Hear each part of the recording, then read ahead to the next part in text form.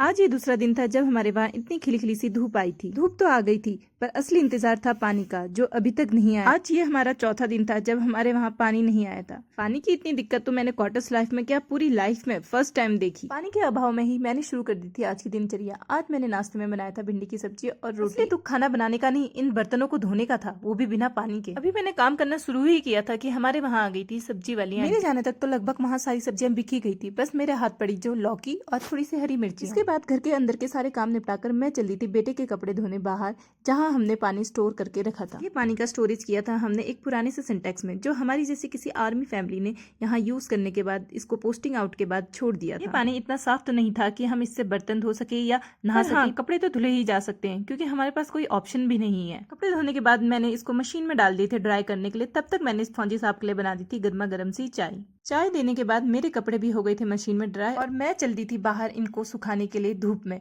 क्योंकि बिना धूप लगे ये कपड़े अच्छे से सूखते ही नहीं है।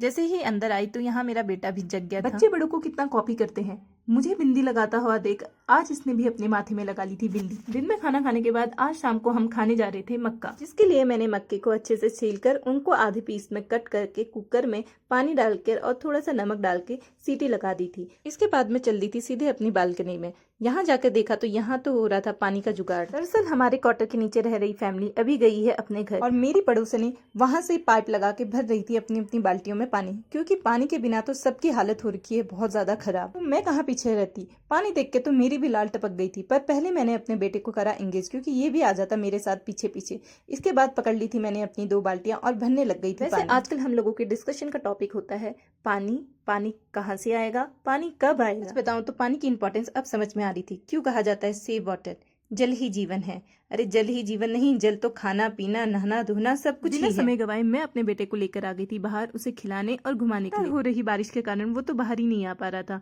और डेली जिद करता था बाहर आने के लिए। बट आज मौसम था खुला खुला, इसलिए ले आई थी मैं उसको थोड़ा सा पार्क में, जहाँ उसको मैं झूला झुलाने लग गई थी। इन झूलों में मेरा बेटा करता है बहुत ज्यादा इंजॉय। उसे तो इस पार्क का रास्ता भी याद हो गया। जब भी हम बाहर आते हैं तो वो सीधे इसी रास्ते की ओर चल पड़ता है। दोस्तों ये तो है मेरे पानी के अभाव के पूरे दिन की कहानी। अगर व्लॉग पसंद आया हो तो प्लीज इसे शेयर, लाइक और सब्सक्राइब करना।